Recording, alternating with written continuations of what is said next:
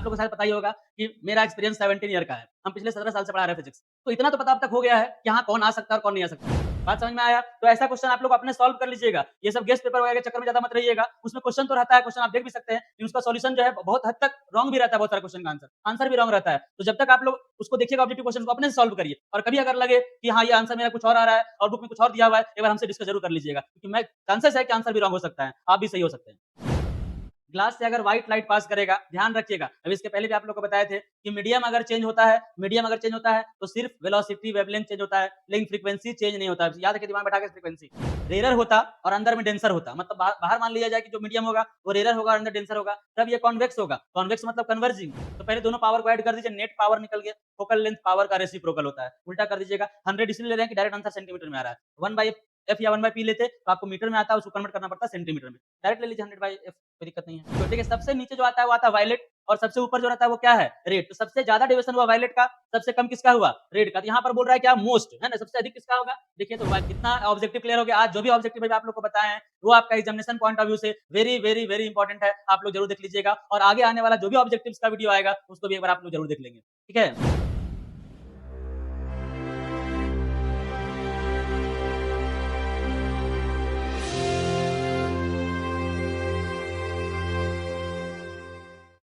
तो आप लोग का बोर्ड एग्जाम का तैयारी चल रहा है।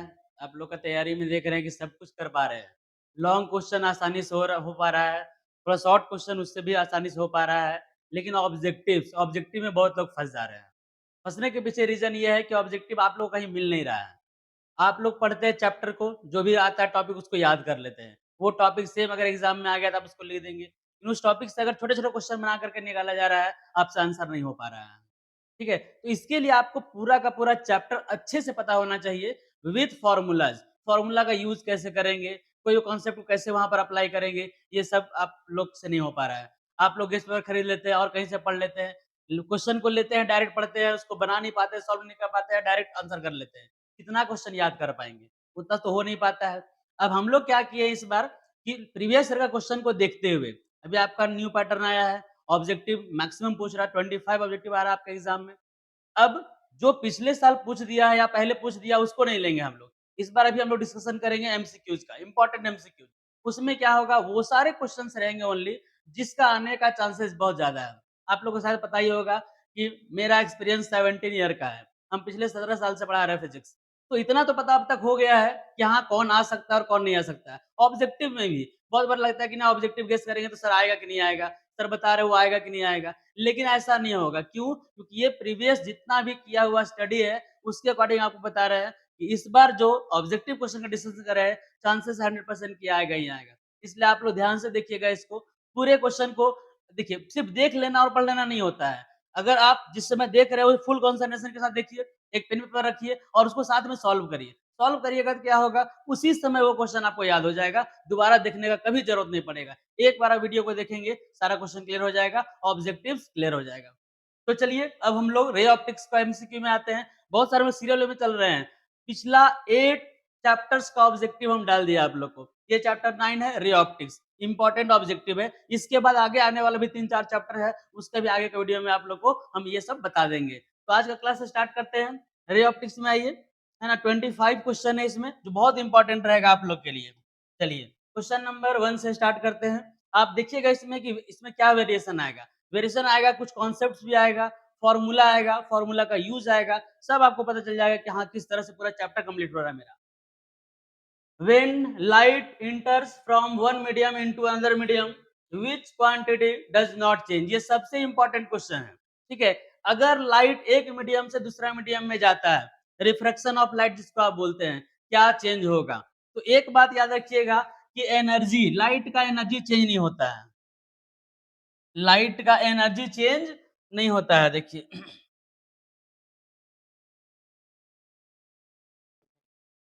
E इक्वल्स टू फॉर्मूला हम लोग पढ़े H nu. E equals to क्या पढ़े फॉर्मूला? H nu. अगर मीडियम चेंज होगा तो मीडियम चेंज होने से वेलोसिटी चेंज हो जाएगा, वेवलेंथ चेंज हो जाएगा उसका, लेकिन फ्रीक्वेंसी चेंज नहीं होता है। तो लाइट अगर एक मीडियम से दूसरा मीडियम में जाएगा तो लाइट का फ्रीक्वेंसी चेंज नहीं होगा। याद रखिएगा इस बात को, फ्रीक्वेंसी। बाकी सब कुछ चेंज होता है बट फ्रीक्वेंसी चेंज नहीं होता है। नेक्स्ट क्वेश्चन में आते हैं, देखिए, है ना। नेक्स्ट क्वेश्चन है क्वेश्चन नंबर 2। क्वेश्चन नंबर 2 देखिए क्या है।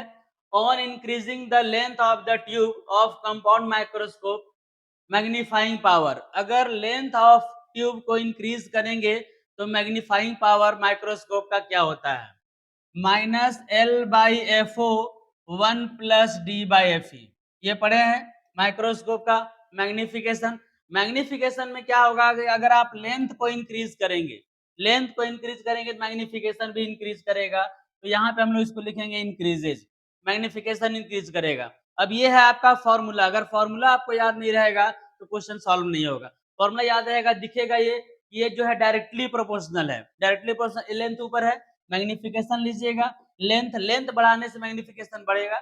ये नेगेटिव साइन को मत सोचिएगा, क्योंकि नेगेटिव का मतलब ये होता है कि इमेज उल्टा बनता है, बस ये नेगेटिव का मतलब है और इस नेगेटिव का कोई मीनिंग नहीं है। तो लेंथ को इंक्रीज करिएगा, मैग्निफिकेशन भी क्या होगा, इंक्रीज करेगा। तो इंक्रीजेज हो गया इसका, ठीक है। नेक्स्ट क्वेश्चन में आइए। The velocity of light is maximum in, light का वेलोसिटी मैक्सिमम किस में होता है? तो वैक्यूम में। यहाँ पर अगर ऑप्शन दिया हुआ है एयर, ग्लास, वाटर, वैक्यूम, तो सबसे अधिक लाइट का स्पीड किस में होता है? वैक्यूम में होता है। तो ये हो गया आपका वैक्यूम। बाकी लाइट का स्पीड किसी में जाएंगे तो डिक्रीज ही करेगा। 3 इंटू 10⁸ लाइट का स्पीड आप लोग जानते हैं। नेक्स्ट क्वेश्चन में आइए। नेक्स्ट क्वेश्चन है which of the relations is correct for the magnifying power of compound microscope.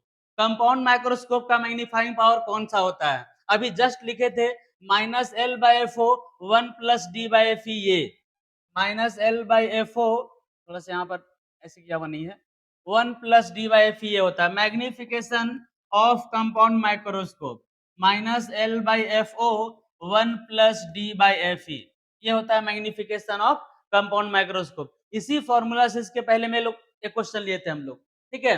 तो यहाँ पर ये रिलेशन डायरेक्ट आपको पूछ दिया। बहुत बार फॉर्मूला नहीं याद रहता है, जिसकी वजह से आप आंसर नहीं कर पाते हैं। फॉर्मूला याद होना चाहिए। ऑब्जेक्टिव के लिए सबसे इंपॉर्टेंट अगर कोई बात है तो वो है फॉर्मूला और कॉन्सेप्ट। थोड़ा सरफेसली कॉन्सेप्ट पता होना चाहिए और फॉर्मूला पता होना चाहिए, ये दो बात इंपॉर्टेंट है।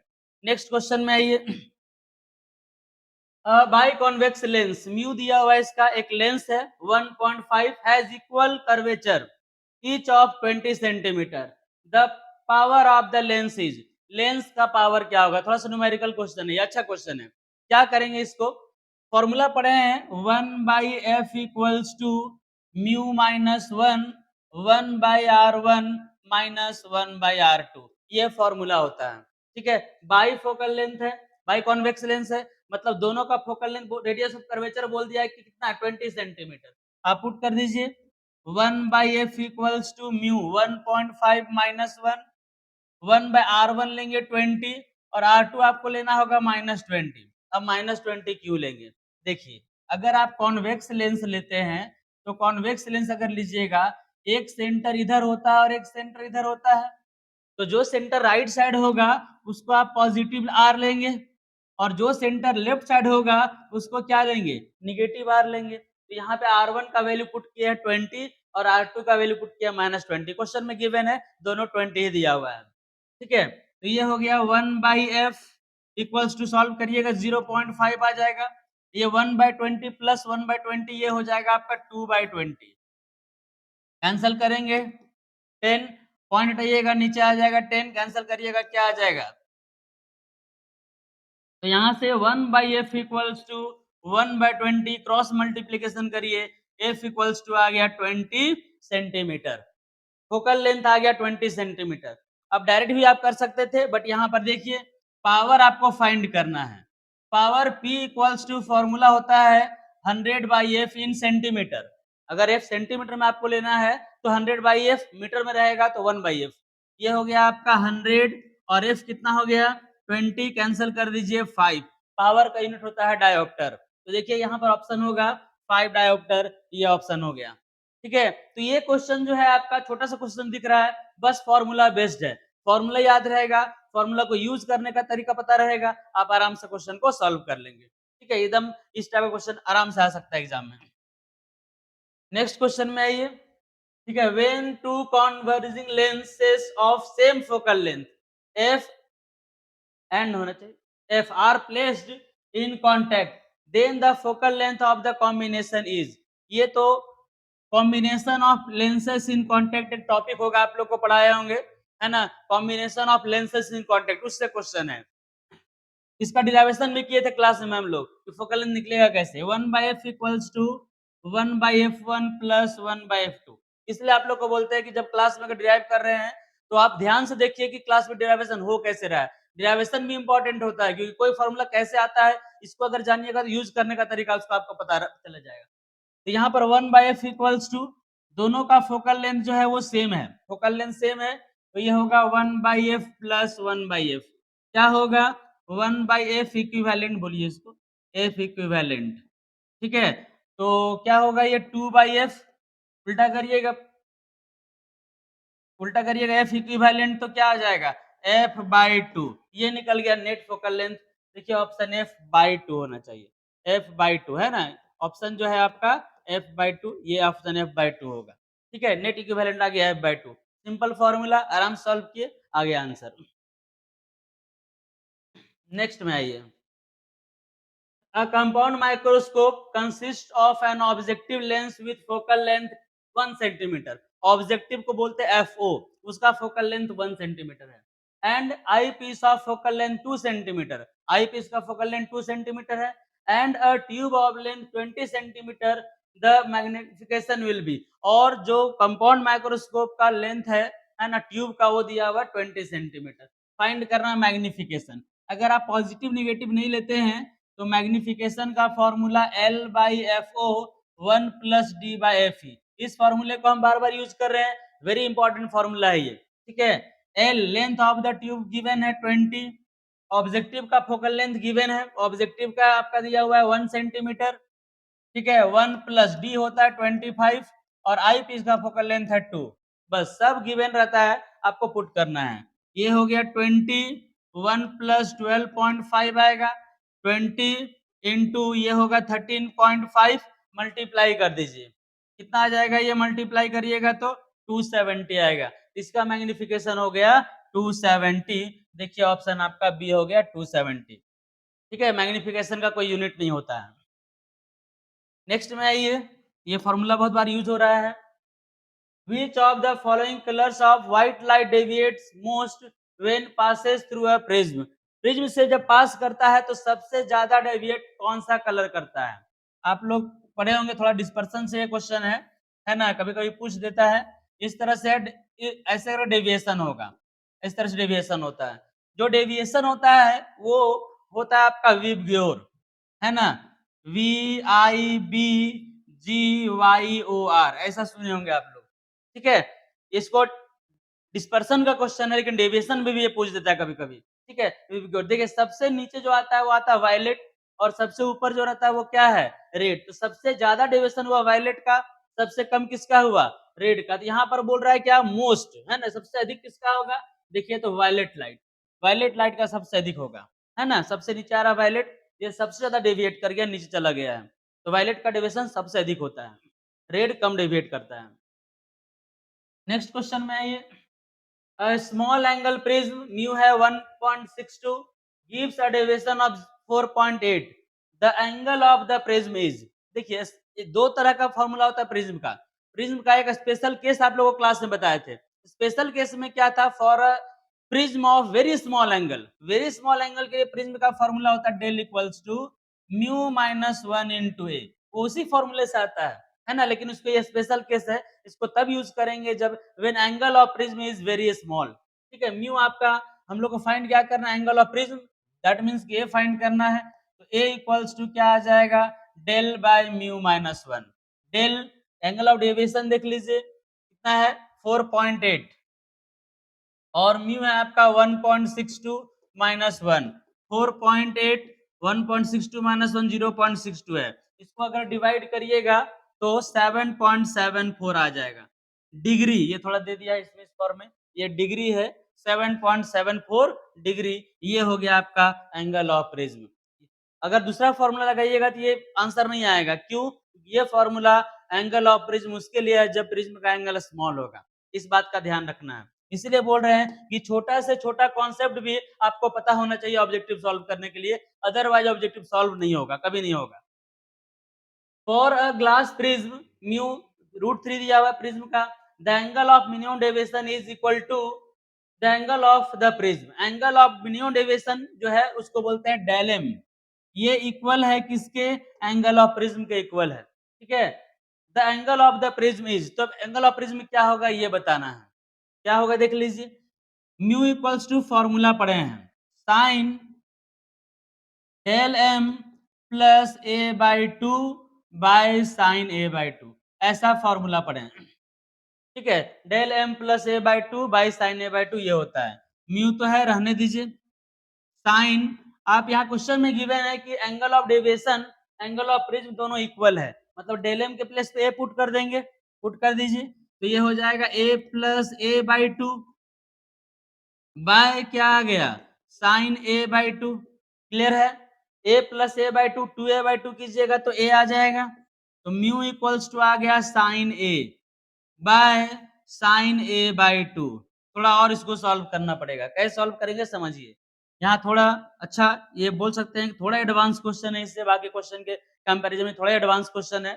साइन ए का फॉर्मूला होता है two sine A by two cos A by two, ये हो गया, और डिवाइडेड बाय नीचे हो जाएगा साइन ए बाई टू। ये फॉर्मूला है मैथ्स का, मैथ्स के बिना तो फिजिक्स है ही नहीं। तो साइन ए का फॉर्मूला होता है two sine A by two cos A by two.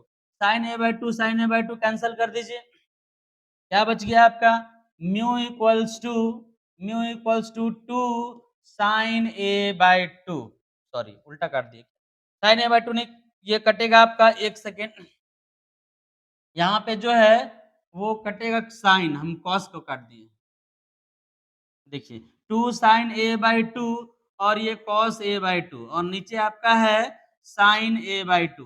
Sine A by two sine A by two cancel करेंगे तो बचेगा आपका mu equals to two cos A by two. अब म्यू का वैल्यू गिवन है, म्यू देखिए यहाँ पे गिवन है √3 पुट कर दीजिए, तो √3 equals to two cos A by two, इसको लाके डिवाइड करिए, √3/2 equals to cos A by two. √3/2 कितना डिग्री का वैल्यू होता है, 30 डिग्री, तो कॉस 30 डिग्री इक्वल्स टू आ जाएगा cos A by to.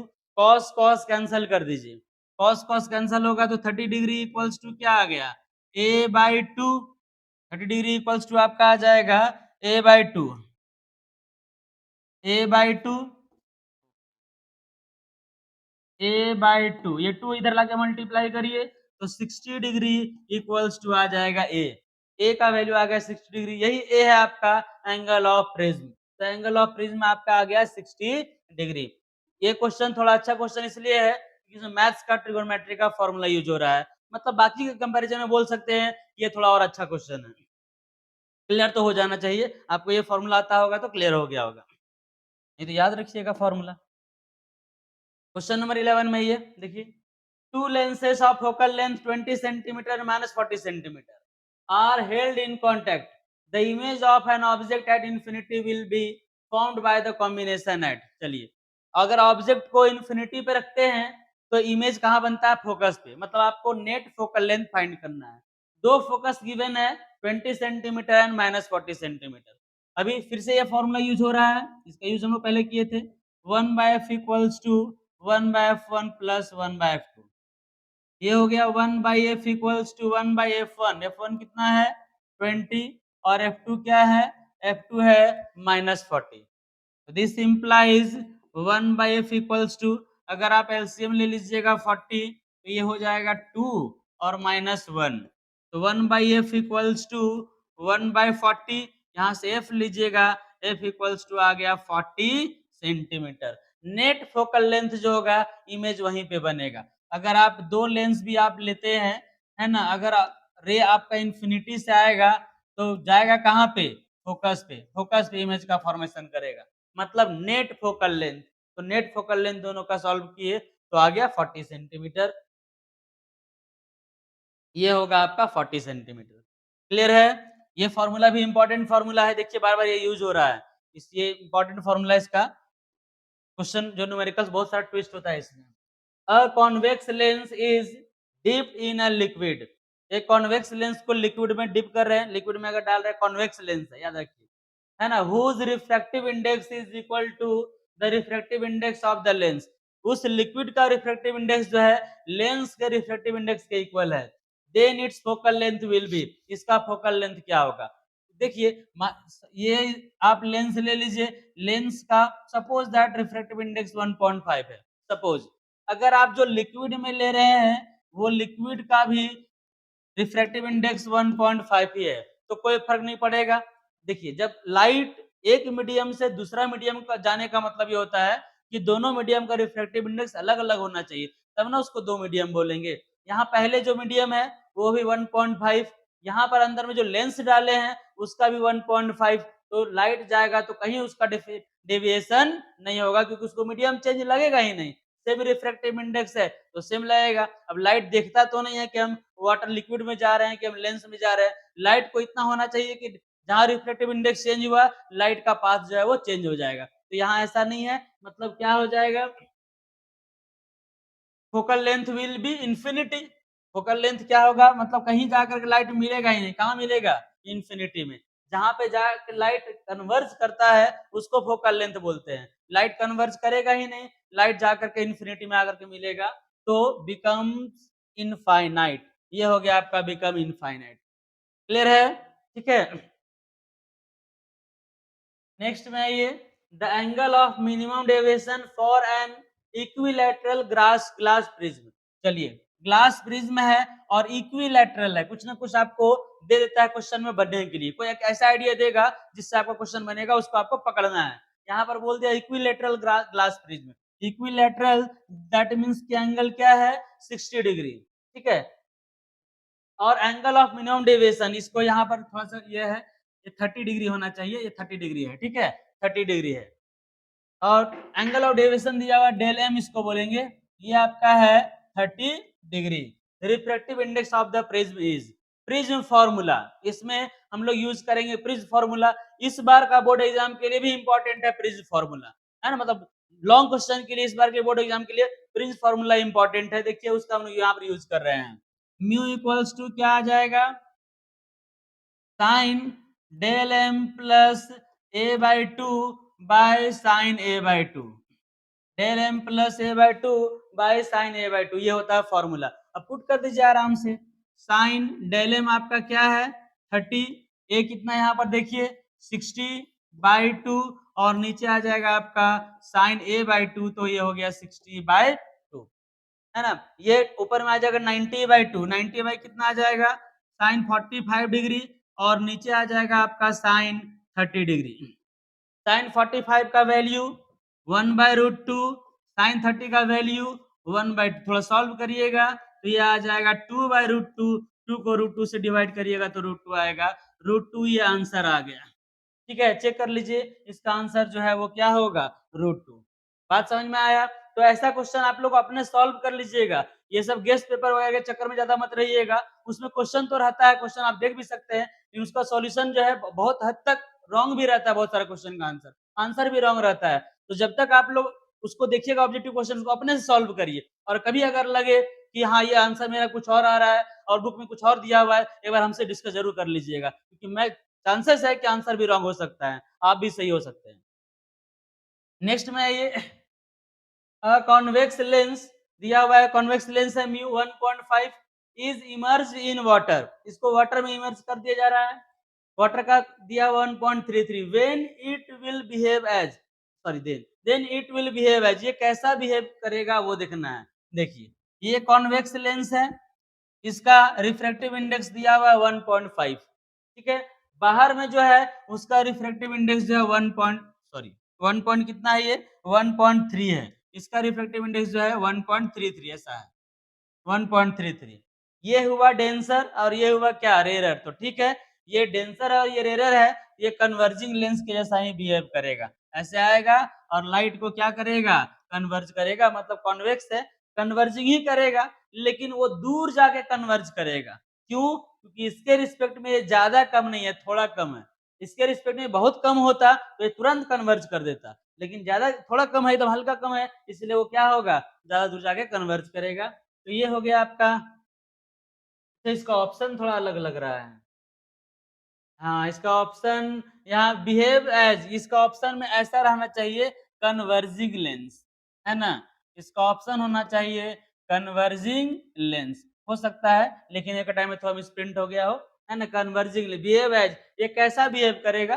Converging he lens के जैसा बिहेव करेगा, लेकिन इसका फोकल लेंथ बढ़ जाएगा, ये दूर में जाके कन्वर्ज करेगा। बस इस बात का इसमें ध्यान रखिएगा। ये कॉन्सेप्ट से मतलब रखिए, हो सकता है ऑप्शन कहीं गड़बड़ दिया हुआ हो, इसको ले लीजिएगा। नेक्स्ट में आइए, equivalent focal length of to lenses in contact having power -5 dioptre and +5 dioptre will be, equivalent focal length find करना है। तो इक्विवेलेंट फोकल लेंथ के लिए आप इक्विवेलेंट पावर फाइंड करिए। तो P इक्विवेलेंट उसी से आता है, P इक्विवेलेंट इक्वल्स टू क्या होता है, P1 + P2। नॉर्मली आप पावर को जोड़ दीजिए, नेट पावर आ जाता है। पावर आपका है फर्स्ट में -15 डायोप्टर और P2 आपका बाद में क्या है, +5 डायोप्टर है, तो फिर इसको ऐड करिएगा तो -10 डायोप्टर आ जाएगा P इक्विवेलेंट। ठीक है, अब इससे आप F इक्विवेलेंट निकालिएगा, फोकल लेंथ। फोकल लेंथ जो है पावर का उल्टा होता है, P इक्विवेलेंट बाई 10, तो कितना हो जाएगा, या 100/10 ले सकते हैं, 100/10 सेंटीमीटर में आएगा ये। तो ये हो गया 100 और P दिया हुआ है आपका -10, कैंसल करिएगा तो -10 सेंटीमीटर आ जाएगा। ठीक है, -10 सेंटीमीटर देखिए, है ना? हाँ, -10 सेंटीमीटर, ये हो गया ऑप्शन। तो पहले दोनों पावर को ऐड कर दीजिए, नेट पावर निकल गया। फोकल लेंथ पावर का रेसिप्रोकल होता है, उल्टा कर दीजिएगा। 100 इसलिए ले रहे हैं कि डायरेक्ट आंसर सेंटीमीटर में आ रहा है। 1/f या 1/p लेते तो आपको मीटर में आता, उसको कन्वर्ट करना पड़ता सेंटीमीटर में। डायरेक्ट ले लीजिए 100/f, कोई दिक्कत नहीं है। ये हो गया। नेक्स्ट क्वेश्चन नंबर 16 में आइए। A convergent lens will becomes less convergent in, less convergent बोलने का क्या मतलब है वो समझना है। जैसे कन्वर्जेंट लेंस का मतलब हुआ कॉन्वेक्स लेंस ले लीजिए। यहाँ से अगर रे आएगा, सपोज दैट इस तरह से, इसमें अगर रे आता है तो ये रे आकर के ऐसे कन्वर्ज करेगा, ऐसे कन्वर्ज करेगा। ठीक है, लेस कन्वर्जेंट का मतलब ये हुआ कि दूर में जाके कन्वर्ज करेगा। लेस कन्वर्जेंट का मतलब हुआ कि दूर में जाके कन्वर्ज करेगा। वो कैसे होगा वो भी देख लीजिए। तो यहाँ पर सेम लेंस लीजिए, अगर आप रे ऐसे ले रहे हैं और ये यहाँ जाके कन्वर्ज कर रहा है ऐसे, इसको बोलेंगे लेस कन्वर्जेंट, ये कम कन्वर्ज किया। लेंस का काम क्या होता है, रे को कन्वर्ज कर देना। जो जल्दी कन्वर्ज करेगा ज्यादा उसका पावर है, जो दूर कन्वर्ज करेगा उसका कम पावर है। ये यहाँ पे कन्वर्ज कर रहा है, लेकिन मान लेते हैं कि ये दूर कम कन्वर्ज कर रहा है। अभी जस्ट इसके पहले एक्सप्लेन कर रहे थे, उसके लिए क्या होना चाहिए, इसका जो होगा रिफ्रैक्टिव इंडेक्स इसके कंपैरिजन में ज्यादा डिफरेंस नहीं होना चाहिए। तो ज्यादा डिफरेंस कहाँ पे नहीं होगा, वाटर में और ऑयल में भी, इसलिए हम इसको बोथ लिखेंगे। ऑयल में भी और वाटर में भी ये लेस कन्वर्जेंट हो जाएगा। क्लियर है? ठीक है, अब नेक्स्ट में आइए।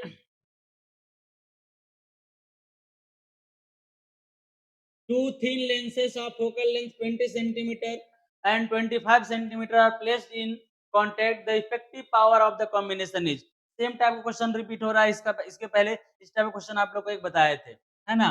तो 1/f equals to 1/f1 plus 1/f2। 1/f1 है 20 और 1/f2 आपका क्या है 25। सॉल्व कर दीजिए, कितना आएगा ये, 100 ले लीजिए, है ना? तो 5 आएगा और ये 4 आएगा, मतलब ये आ गया 9/100। 9/100 ये हो गया P1/F। ठीक है, फोकल लेंथ 20 सेंटीमीटर 25 सेंटीमीटर, तो कॉम्बिनेशन 1/F को ही P इक्विवेलेंट बोलते हैं। तो P इक्विवेलेंट आ गया 9/100। 9/100 तो 0.09, मतलब कि आपको देना चाहिए 19 डायोप्टर से मल्टीप्लाई 99 डायोप्टर। ये छोड़िए, इसको ऐसा करते हैं, थोड़ा सा हम इसको और एक्सप्लेन करते हैं, कोई दिक्कत नहीं है। इसको उल्टा करिएगा तो क्या आ जाएगा, F इक्वल्स टू आ जाएगा 100/9। ये हुआ आपका सेंटीमीटर। ये क्या हुआ, सेंटीमीटर। हम लोग को फाइंड करना है पावर। तो पावर पावर जो होता है P इक्वल्स टू होता है 100/F। P इक्वल्स टू क्या होता है 100/F, F सेंटीमीटर में, याद रखिएगा। तो ये हो गया आपका 100 और F अगर लीजिएगा तो F है 100/9। 100 कैंसिल, 9 ऊपर चला जाएगा, 9 डायोप्टर। देखिए इसका ऑप्शन है 9 डायोप्टर। तो फॉर्मूला सेम यूज कर रहे हैं, बार बार सेम रिपीट हो रहा है, थोड़ा थोड़ा ट्विस्ट हो रहा है। देखिए वही ट्विस्ट को आपको पकड़ना है ऑब्जेक्टिव को सॉल्व करने के लिए। नेक्स्ट में आइए, the angle of deviation for a prism is greatest for, angle of deviation सबसे अधिक कब होगा, ये यहाँ पर दिया हुआ है। तो ये तो बताए सबसे नीचे वायलेट होता है, डायरेक्ट कर दीजिए इसको वायलेट कलर। ये अभी जस्ट बताए थे कि सबसे जो नीचे डेविएट होता है वो कौन सा कलर होता है, सबसे नीचे वायलेट कलर होता है। ठीक है, तो वायलेट का एंगल ऑफ डेविएशन सबसे ज्यादा होगा, मैक्सिमम ही बोल रहा होगा, ग्रेटेस्ट सबसे ज्यादा, सबसे कम होता है रेड का। क्लियर है, ये क्वेश्चन भी आपका रिपीट कर रहा है। देखिए नेक्स्ट में आइए, अ डबल कॉन्वेक्स लेंस, अ डबल कॉन्वेक्स एयर बबल है इन वाटर बिहेव्स एज, कोई दिक्कत नहीं है, डबल कॉन्वेक्स एयर बबल है ऐसा। अब अंदर में आपका एयर है, बाहर में यहाँ पर क्या रहेगा, वाटर। एयर बबल कहाँ बनता है, वाटर के अंदर। इसका मतलब बाहर में पूरा वाटर है और अंदर में क्या है, एयर है। ये कैसा बिहेव करेगा, ये कन्वर्जिंग लेंस कैसा बिहेव नहीं करेगा, ये बिहेव करेगा डाइवर्जिंग लेंस। क्यों, यहाँ पर जो इसका बनेगा वो देखिए इस तरह से बन रहा है ना। अगर बाहर में रेरर होता और अंदर में डेंसर होता, मतलब बाहर मान लिया जाए कि जो मीडियम होगा वो रेरर होगा और अंदर डेंसर होगा, तब ये कॉन्वेक्स होगा। कॉन्वेक्स मतलब कन्वर्जिंग। लेकिन अगर ये बाहर में डेंसर और अंदर में रेरर आ गया, तब ये डाइवर्जिंग, जस्ट उल्टा बिहेव करेगा, है ना। एयर को ऐसे करना चाहिए बबल को कन्वर्जिंग, लेकिन ये करेगा डाइवर्जिंग। रीजन इज दैट बाहर में हो गया आपका डेंसर, लिख दे रहे हैं यहाँ पे, बाहर में डेंसर और अंदर का मीडियम मीडियम क्या है, रेरर है। तो ये हो गया आपका डाइवर्जिंग लेंस, है ना, डाइवर्जिंग लेंस से बिहेव करेगा, मतलब कॉनकेव लेंस बोल सकते हैं आप इसको। नेक्स्ट है ये, the angle of minimum deviation of a prism depend on the angle of minimum deviation, del M, है ना, sine del M plus A by two by sine A by two. देखिए बार बार ये फॉर्मूला यूज हो रहा है, छोटा question पूछे बड़ा क्वेश्चन पूछे, इस बार के एग्जाम में प्रिज्म से क्वेश्चन पूछेगा ही पूछेगा। ठीक है, देखिए रिपीट हो रहा है बार बार। अब ये बोल रहा है किस पर डिपेंड कर रहा है, एंगल ऑफ इंसिडेंस तो यहाँ है नहीं, ठीक है, रिफ्लेक्शन एंगल का है नहीं, प्रिज्म का एंगल ये ए है, ये एंगल ए है, म्यू है, म्यू, और यहाँ भी एंगल ए है, तो ये हो गया एंगल ऑफ प्रिज्म पे डिपेंड करेगा। एंगल ऑफ प्रिज्म के अलावा यहाँ पर और कुछ भी नहीं है, तो ये देख लीजिए आपका जो है वो डिपेंड करेगा एंगल ऑफ प्रिज्म पे। नेक्स्ट में आते हैं, when concave lenses of glass is immersed in water it works as, same है, कॉनकेव लेंस है, कॉनकेव लेंस कॉनकेव ही रहेगा, कॉनकेव लेंस है, उसको वाटर में इमर्ज कर दिया गया, वाटर में इमर्ज कर दिया गया। ठीक है, तब क्या होगा, देखिए अभी जस्ट इसको बताए थे आप लोग को। लेंस है, इसका रिफ्रैक्टिव इंडेक्स होता है 1.5, ग्लास का मान लीजिए कांच का है, और बाहर में वाटर है, इसका रिफ्रैक्टिव इंडेक्स 1.33 है। ऐसे ये लेंस है कॉनकेव, कॉनकेव लेंस को बोलते हैं डाइवर्जिंग लेंस, कॉनकेव लेंस को क्या बोलते हैं, डाइवर्जिंग लेंस। लेकिन ये कम डाइवर्जिंग हो जाएगा, क्यों, क्योंकि 1.5 के कंपैरिजन में 1.3 बहुत छोटा नहीं है। अगर एयर रहता तो 1 होता, तो डिफरेंस आता 0.5 का, लेकिन यहाँ पर तो 0.17 का डिफरेंस आएगा, 0.17 का डिफरेंस कम है मतलब लेस डाइवर्जेंट बन जाएगा। डाइवर्जिंग ही लेंस रहेगा लेकिन डाइवर्जिंग तो कम हो जाएगा, लेस डाइवर्जेंट, ये हो गया आपका लेस डाइवर्जेंट। क्यों हुआ समझ में आया, क्योंकि ये दोनों के बीच में जो अगर आप लेंगे रिलेटिवली डिफरेंस, तो कम डिफरेंस है, ज्यादा डिफरेंस नहीं है। नेक्स्ट क्वेश्चन में देखिए, a convex lens is dipped in a liquid, है ना, whose refractive index is equal to refractive index of material of lens, then its focal length will be, वही है कि जिसमें आप इंसर्ट कर रहे हैं लेंस को, उसका फोकल लेंथ और ये लेंस का फोकल लेंथ दोनों सेम है। मतलब अगर आप ये ले लीजिए ग्लास का, इसको इंसर्ट करें, इसका 1.5 है, जिस लिक्विड में डाल रहे हैं उसका भी रिफ्रैक्टिव इंडेक्स 1.5 ही है, ये चला जाएगा, दिखाई भी नहीं देगा, पता भी नहीं चलेगा, मतलब रे कहीं कन्वर्ज ही नहीं करेगा, जाके कहाँ कन्वर्ज करेगा, इन्फिनिटी में, तो बिकम इनफाइनाइट, ये इनफाइनाइट हो गया। समझ गए बात को। नेक्स्ट क्वेश्चन में आइए, when a ray of light, white light का बात किया जा रहा है, इंटर्स a lens undergoes a change is. White light अगर लेंस से पास करेगा तो क्या चेंज नहीं होगा? फ्रीक्वेंसी, है ना? अगर ये लेंस है, लेंस से मतलब क्या हो गया? ग्लास आपका। ग्लास से अगर व्हाइट लाइट पास करेगा, ध्यान रखिएगा, अभी इसके पहले भी आप लोग को बताए थे कि मीडियम अगर चेंज होता है, मीडियम अगर चेंज होता है तो सिर्फ वेलोसिटी वेवलेंथ चेंज होता है, लेकिन फ्रीक्वेंसी चेंज नहीं होता है। याद रखिए, दिमाग में बैठा के फ्रीक्वेंसी, फ्रीक्वेंसी चेंज नहीं होता है, तो यहाँ पे हो गया फ्रीक्वेंसी। बात समझ में आया? ऑब्जेक्टिव क्वेश्चन का अगर आपको आंसर करना है तो जितना भी चैप्टर्स का ऑब्जेक्टिव का वीडियो हम डाल रहे हैं, एक-एक बार सबको जरूर देख लीजिएगा। उससे सारा ऑब्जेक्टिव का आंसर आप सही-सही कर सकते हैं, इसकी गारंटी है। नेक्स्ट आइए, question number 24, the image formed by objective lens of a compound microscope is. देखिए, ये क्या होता है? माइक्रोस्कोप का फिर से आ गया लास्ट जहां से हम लोग स्टार्ट किए थे, minus L by F O 1 plus D by F E. ये होता है मैग्निफिकेशन, निगेटिव होता है। मतलब कंपाउंड माइक्रोस्कोप में अगर आप इमेज देखते हैं, वो इमेज आपको उल्टा दिखाई देता है। हम लोग को पता नहीं चलता है ना? क्योंकि बहुत स्मॉल पार्टिकल्स को देखते हैं, उल्टा सीधा जो दिखे दिख जाता है वही काफी है। तो यहाँ पे क्या होगा? पहला बात तो ये है, निगेटिव मतलब इन्वर्टेड उल्टा दिखेगा, और वो जो है वो हाईली मैग्नीफाइड दिखता है। तो यहाँ पर क्या हो जाएगा? Real and diminished, real and large, virtual and large, real and large.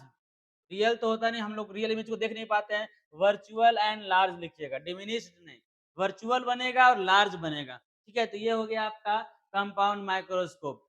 इतना ऑब्जेक्टिव क्लियर हो गया। आज जो भी ऑब्जेक्टिव भाई आप लोग को बताए हैं, वो आपका एग्जामिनेशन पॉइंट ऑफ व्यू से वेरी वेरी वेरी इंपॉर्टेंट है। आप लोग जरूर देख लीजिएगा, और आगे आने वाला जो भी ऑब्जेक्टिव्स का वीडियो आएगा उसको भी एक बार आप लोग जरूर देख लेंगे। ठीक है,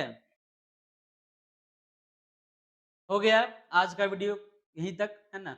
नेक्स्ट वीडियो में हम लोग मिलेंगे नेक्स्ट चैप्टर का ऑब्जेक्टिव के साथ। आप लोग सब ऑब्जेक्टिव का वीडियो जरूर देखिए।